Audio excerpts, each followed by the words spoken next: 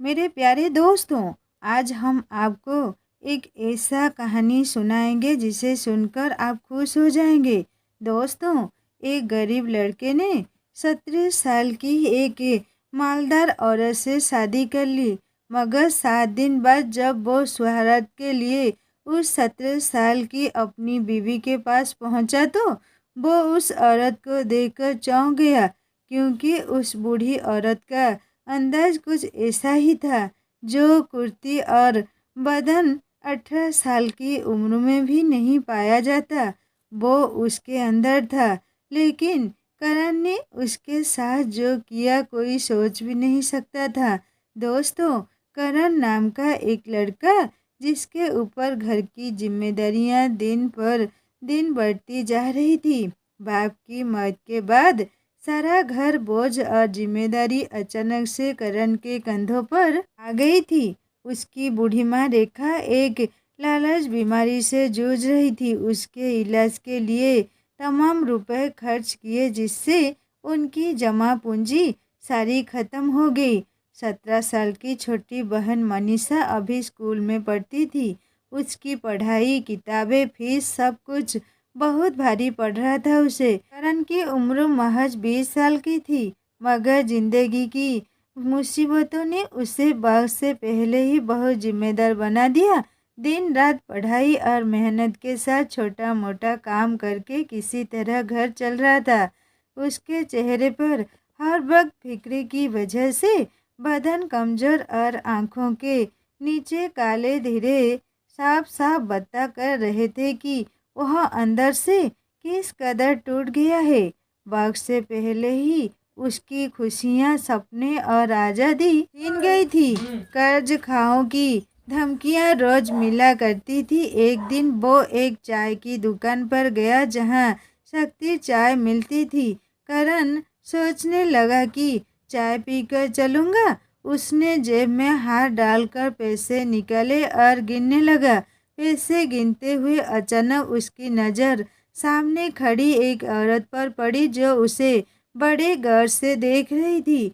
वो आंखों से जैसे कुछ कहना चाह रही हो। जिसका नाम बबीता कपूर था। बबीता कपूर कारोबारी दुनिया की जानी मानी हस्ती थी, जो व्यापार के मामले में मशहूर थी। जैसा उनका नाम ऐसा ही काम था। बहुत महंगी साड़ी और महंगे जेवर पहने हुए थे। बबीता कपूर करण से बोली, क्या तुम ही करण मेहता हो? करण ने हैरत से उसकी तरफ देखा और हाँ में सिर हिलाते हुए कहा, हाँ, मैं ही करण मेहता हूँ। आवाज़ सुनकर ऐसा महसूस हो रहा था कि जैसे वह बहुत थका हुआ हो। बबीता कपूर उसकी तरफ गौर से देखती रही और फिर धीरे से कहा कि मैं जानती हूँ कि इस वक्त तुम्हारी जिंदगी में क्या चल रहा है। तुम इस वक्त बहुत परेशान हो। करण ने हैरानी से कहा कि मैं कुछ समझा नहीं। वो बोली, मेरा कहने का मतलब है कि तुम्हारी माँ की बीमारी, बहन की पढ़ाई और कर्ज, इन सब बातों को लेकर परेशान हो तुम। इतनी मेहनत करने के बावजूद भी सब कुछ वैसा ही है, कोई बदलाव नहीं है। यह सुनकर करण का दिल तेज तेज धड़कने लगा कि एक अजनबी औरत उसकी जिंदगी के बारे में इतना सब कुछ कैसे जानती है। उसने झिझकते हुए पूछा, आप कौन हो और इतना सब कुछ मेरे बारे में कैसे जानती हो? बबीता ने मुस्कुराकर कहा कि अगर तुम चाहते हो कि तुम्हारे दिन बदल जाए तो तुम मुझसे शादी कर लो। यह सुनकर करण के रोंगटे खड़े हो गए। करण ने कहा कि यह तुम कैसी बातें कर रही हो? बबीता ने दोबारा से साफ साफ से कहा कि मैं तुमसे शादी करना चाहती हूँ। आखिर 17 साल की बूढ़ी औरत एक 20 साल के लड़के के साथ क्यों करना चाहती है शादी? करण ने कहा, यह कैसा मजाक है? बबीता ने कहा, मजाक नहीं, तुम्हारे लिए एक ऑफर है। अगर कबूल कर लोगे तो तुम्हारी माँ का इलाज कराऊंगी और तुम्हारी बहन को भी पढ़ाऊंगी और तुम्हारा सब कर्जा भी चुका दूंगी। इन सब की जिम्मेदारी मेरी है। तुम्हें हर परेशानी से आज़ाद कर दूंगी। तुम्हारी जिंदगी बेहतरीन हो जाएगी। करण के दिमाग में कई सारे सवाल उठ रहे थे। उसने गहरी सांस ली और पूछा कि इसके बदले में मुझे क्या करना होगा। बबीता कपूर ने फौरन जवाब दिया कि इसके बदले में तुम्हें मुझसे शादी करनी होगी, जो लिखित रूप में होगी। शादी के बाद भी तुम्हारी आज़ादी पर कोई आँच नहीं आएगी। तुम अपनी ज़िंदगी अपने तरीके से जी सकते हो, लेकिन तुम्हें मेरी कुछ शर्त माननी होगी। बबीता कपूर की बातें सुनने में जितनी आसान लग रही थी, उन्हें मानना उतना ही मुश्किल था। वो उसकी बातों को सुनकर वहाँ से चला गया। बबीता कपूर भी अपनी महंगी गाड़ी में बैठकर चली गई। कुछ दिन तो गुजर गए, लेकिन वह अपने परिवार की हालत के सामने मजबूर हो गया और कर्ज वालों ने रात दिन का जीना हराम कर दिया था।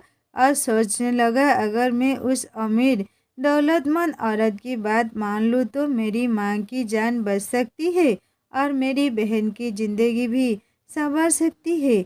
वो बहुत बेबस होकर बबीता के पास पहुंचा और उसकी सारी शर्तें मानकर करण ने उससे शादी कर ली।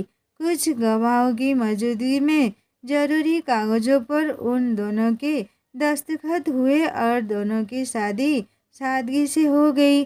पहली बार उसने किसी हवेली में कदम रखा था, उसके दिल में अजीब सी घबराहट हो रही थी। करण को यकीन नहीं हो रहा था कि उसकी शादी दुनिया की अमीर तरीन औरत से हो चुकी है और यह हवेली उसे ऐसी लग रही थी जैसे किसी राजा का महल हो। उसने हवेली के चारों तरफ देखा तो उसकी आंखें खुली की खुली रह गई।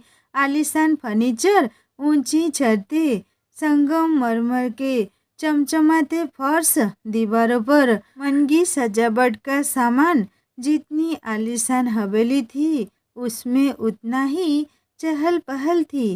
करण समझ गया था कि यह आम औरत नहीं है।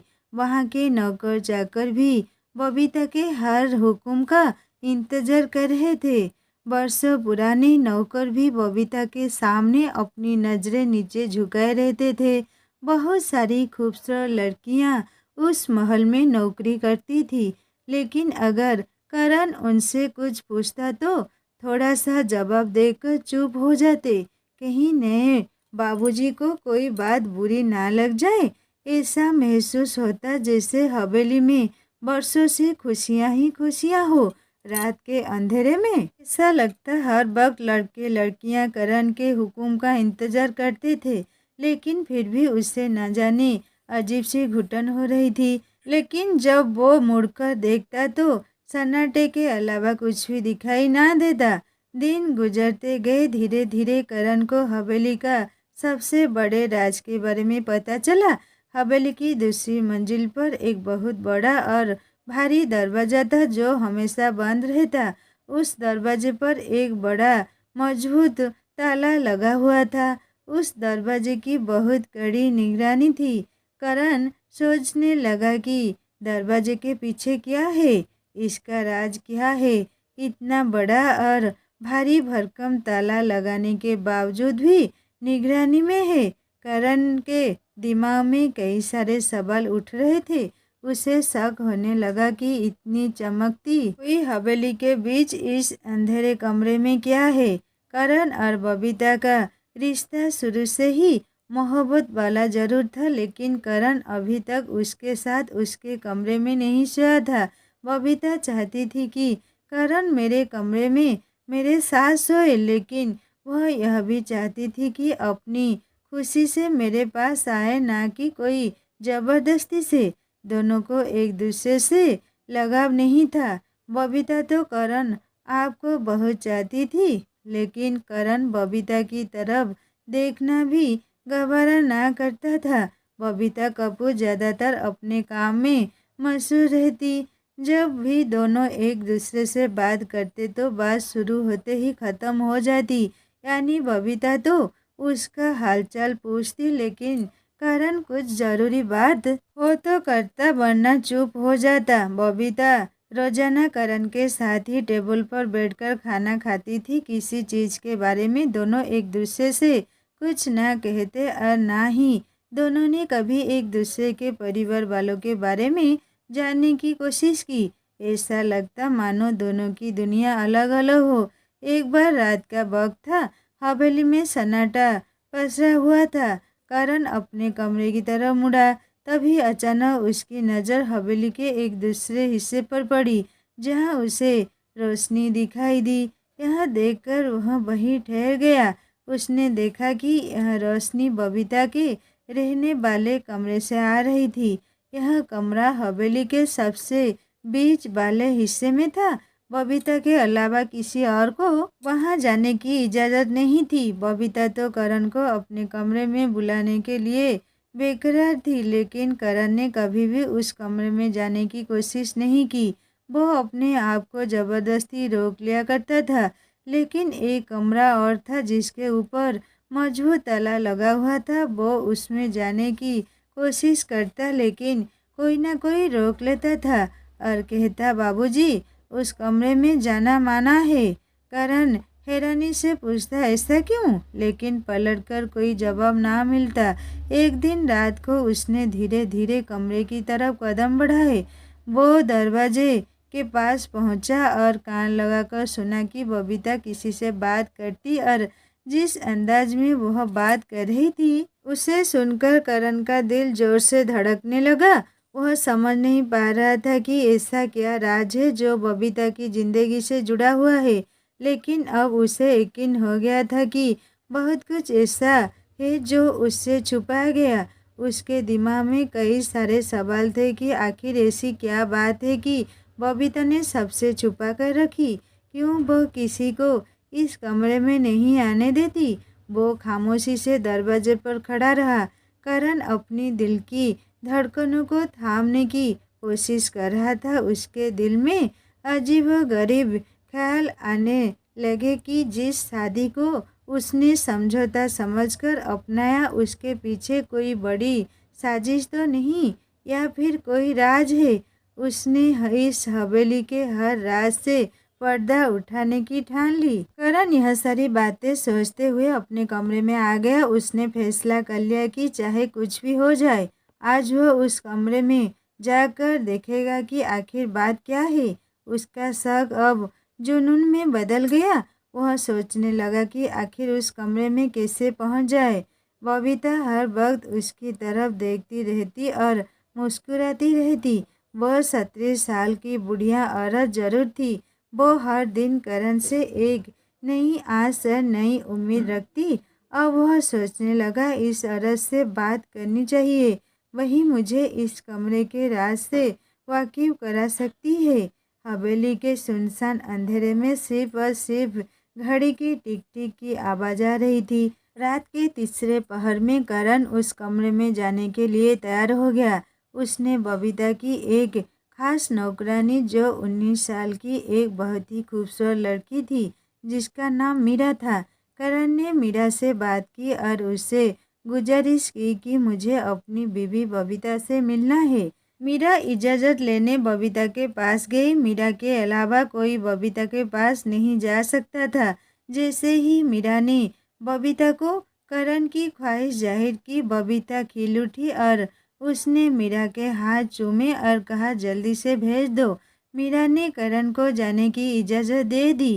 करण एक 22 साल का खूबसूरत हट्टा कट्टा नौजवान था। उसने जाकर बबीता के दरवाजे की घंटी बजाई। बबीता ने दरवाज़ा खोला और दिल खोलकर उसका स्वागत किया। करण भी सोच रहा था, जब तक इसे खुश नहीं करूँगा, अपना नहीं बनाऊँगा, तब तक राज जाहिर कैसे होगा।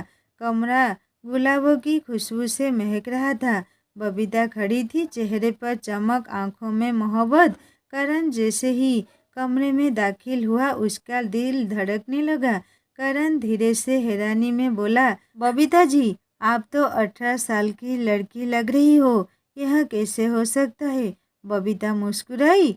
एक चमक उसके चेहरे पर थी। वो धीरे धीरे करण के पास आई और बोली, प्यार में उम्र नहीं होती करण जी।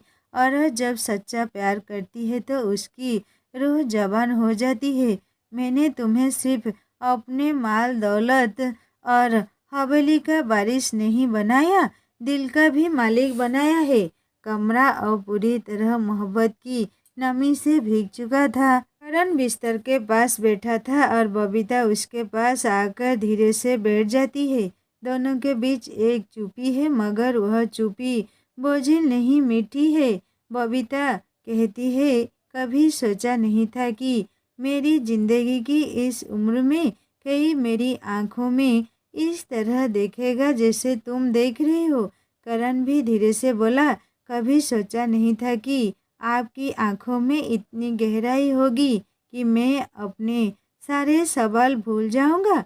बबीता जी, आज मैं तुम्हारा हूँ, सिर्फ तुम्हारा। बबीता की आंखों में हल्का सा पानी और होंठों पर प्यार बोली, मैंने बहुत कुछ खोया है इस मोहब्बत के इंतजार में।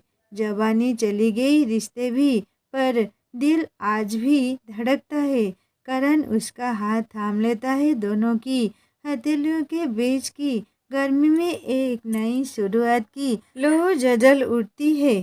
करण ने कहा, बबीता जी, मुझे माफ़ करना। मैं जानता हूँ मैं पहले तुम्हारे करीब नहीं आया, लेकिन आज जब मैं तुम्हारे सामने हूँ तो सब कुछ सच्चा लगता है। तुम बहुत अच्छी लगती हो। बबीता धीरे से उसके कंधे पर सिर रखती है और कहती है, औरत को जब उसका मर्द अपना कहता है तो वह उम्र से नहीं, सिर्फ उस लम्हे से बन जाती है। बस इसी लम्हे में रहो करण, और मैं तुम्हें वह प्यार दूंगी जो कभी किसी ने तुम्हें नहीं दिया होगा। करण उसकी आंखों में देखता है, फिर उसके माथे को चूमता है। एक लंबी सांस लेकर कहता है, आज मैं तुम्हारा हूँ, बिना शर्त, बिना सवाल। बाहर बारिश होने लगती है, हवा में गुलाब की खुशबू फैलती है। रात गहराती जा रही थी, मगर कमरे में वक्त जैसे थमसा गया था।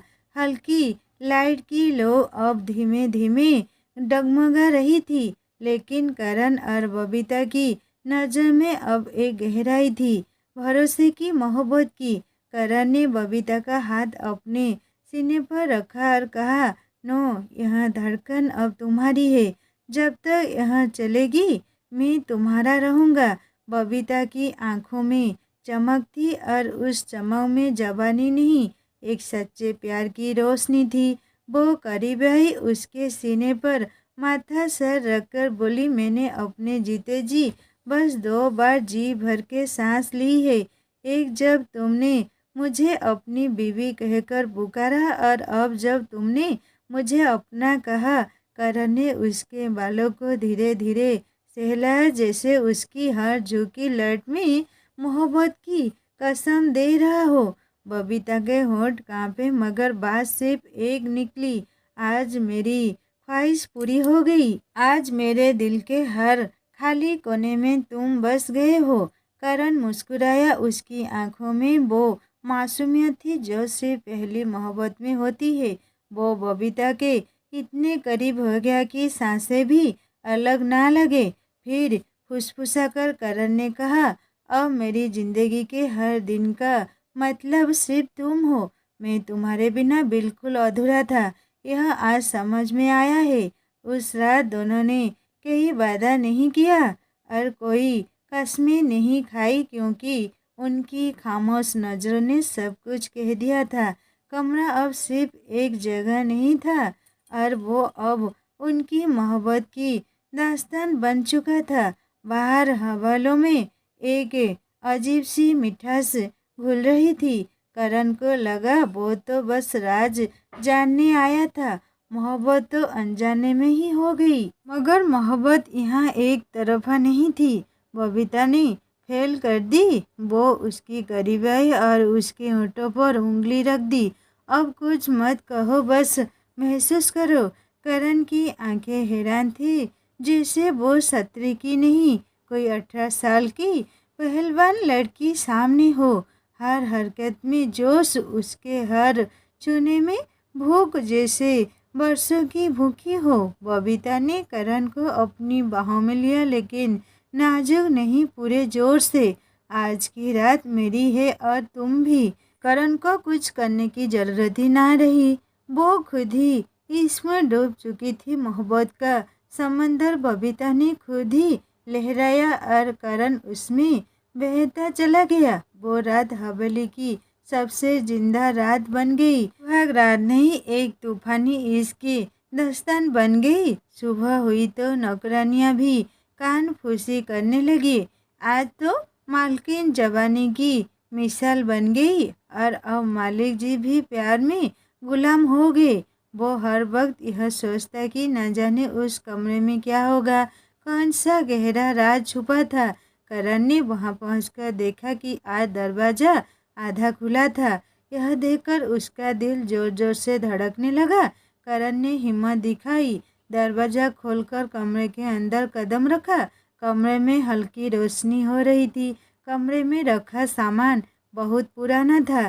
कमरे के दूसरी तरफ एक बहुत बड़ी लकड़ी की अलमारी थी जिसमें कई सारे फाइल रखी थी, जिसे देखकर वो हैरान हो गया।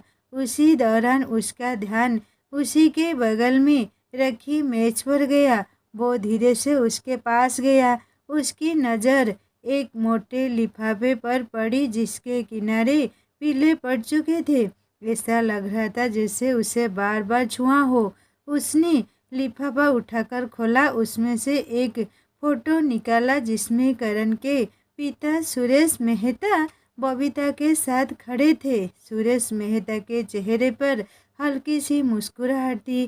करण का सिर चकरा गया। तभी उसे पीछे से किसी ने आवाज दी कि आखिरकार तुमने सब कुछ देख ही लिया। आवाज सुनकर करण सुन रह गया। उसने पीछे पलटकर देखा तो बबीता खड़ी थी। बबीता खामोशी से खड़ी देख रही थी। उसकी आंखों में ना कोई डर ना ही कोई हैरानी थी, क्योंकि उसे पता था एक ना एक दिन यह पल जरूर आना था। करण ने फौरन कांपते हुए हाथों से फोटो पीछे छुपा लिया। उसके चेहरे का रंग बदल गया। उसने खुद को संभालते हुए कहा कि यह शादी एक सौदा नहीं बल्कि एक बदला था। बबीता ने मुस्कुराकर कहा, तुम बहुत समझदार हो करण। मुझे नहीं पता था कि तुम इतनी जल्दी सच्चाई का पता लगा लोगे। करण ने गुस्से से आग बबूला होकर कहा, तुमने मुझे बेवकूफ़ बनाकर मेरी मजबूरी का फ़ायदा उठाया। मेरे बाबा से बदला लेने के लिए तुमने मेरा इस्तेमाल किया। उसकी आंखों में दर्द साफ दिखाई दे रहा था। बबीता ने करण को बताया, अब जब सब कुछ जान ही चुके हो तो सुनो करण, मैं तुम्हारे पापा से मोहब्बत करती थी। वो मेरी पहली और आखिरी चाहत थे। मैं 25 साल की थी जब मेरे पति इस दुनिया से चल बसे। मैं जवान थी, अकेली थी और तुम्हारे पापा ने मुझे सहारा दिया। लेकिन मुझसे गलती हुई, मैं उसे मोहब्बत समझती रही। अगर हमेशा मुझे सिर्फ एक कागज़ की तरह इस्तेमाल किया। करण की आंखें फटी की फटी रह गई। बबीता ने कड़वाहट से कहा, जब मैंने शादी की बात की उन्होंने मुंह मोड़ लिया। उस दिन मैंने कसम खा ली थी कि अगर वह नहीं तो उनका खून ही सही। मैंने तुम्हें बचपन में देखा और फैसला कर लिया था। बबीता भर रही हुई आवाज़ में करण से कहती है, हाँ करण, मैंने तुमसे शादी सिर्फ बदले के लिए की थी। तुम्हारे पापा ने जो मेरे साथ किया उसकी आग में सालों से सीने में लिए जी रही थी, और जब तुम सामने आए तो मैंने तुम्हें उसी आग में झोंकने का फैसला कर लिया। तुमसे साइन करवाए ताकि तुम कभी मुझे छोड़ ना सको, ताकि तुम भी वही दर्द झेलो जो मैंने झेला। थोड़ा रुकती है, फिर धीमे से मुस्कुराकर बोलती है, लेकिन करण, तुमने मुझे धोखा नहीं दिया, इसलिए मैंने अपना सब कुछ तुम्हें सौंप दिया। तुमने तो वो कर दिखाया जो तुम्हारे पापा कभी नहीं कर सके। तुमने मेरी इज्जत की, मेरे दिल को समझा और तुम्हारी इंसानियत के आगे मेरा बदला हार गया। मैं तुम्हारी मोहब्बत में पिघल गई। करण, अब तो मैं तुम्हारी गुलाम बन गई हूँ और तुम्हें दिल से चाहने लगी हूँ। उसकी आंखों में आंसू आ गए। मुझे माफ़ कर दो करण। करण गुस्से में था मगर मजबूर थी। बबीता की आंखों से आंसू गिर रहे थे। उसका चेहरा शर्म, पछतावे और प्यार से भीगा हुआ था। करण कुछ पल चुप रहा। उसकी आंखों में बबीता के लिए गुस्से की जगह अब नम मोहब्बत थी। करण धीरे से कांपती आवाज में कहता है, तुमने मुझे कैद करना चाहा था, लेकिन खुद ही मेरे प्यार की कैद में आ गई। बबीता, तुम्हारा बदला, तुम्हारी नफरत सब हार गई, लेकिन आज जो तुम्हारी आंखों में है वो मोहब्बत है। करण आगे बढ़ा, बबीता की कांपती हुई कलाई थामी और उसे अपने सीने से लगा लिया। करण मुस्कुराकर बोला, मैं माफ़ करता हूँ तुम्हें, क्योंकि तुम्हारा दिल अब साफ है और मैंने उसे पा लिया। बबीता सिसक उठी, करण के सीने से लगकर बस इतना बोली, अब अगर मौत भी आ जाए तो अफसोस नहीं, तेरा प्यार पा लिया मैं, तुझे मैं पा लिया। वो उस हवेली में एक राजा की तरह रहने लगा। एक दिन बबीता बहुत बीमार पड़ी और कुछ ही हफ्तों में हमेशा के लिए चली गई। करण ने उसके अंतिम संस्कार के वक्त बस इतना कहा, मैं तुम्हें माफ़ करता हूँ, तुम भी मुझे माफ़ कर देना। बबीता, कहानी यही ख़त्म नहीं हुई। बबीता की नौकरानी 19 साल की मीरा, जो चुपचाप करण की सेवा करती थी, हर मोड़ पर उसके साथ भी थी, अब उससे करीब आने लगी। धीरे धीरे दोनों का रिश्ता परछाइयों से निकल कर रोशनी में आ गया। करण ने मीरा से शादी की और अब हवेली उसकी थी, मगर अकेली नहीं। उसकी माँ और बहन अब उसी महल में थी जहाँ कभी बबीता का अधूरा इश्क गूंजता था। और वहाँ मीरा की मुस्कान और करण की सुकून भरी जिंदगी बस चुकी थी। दोस्तों, यह थी आज की कहानी। पसंद आई हो तो लाइक करें, चैनल को सब्सक्राइब करें और बेल आइकन का बटन भी दबाएं। फिर मिलेंगे एक नई कहानी में दोस्तों, तब तक के लिए धन्यवाद।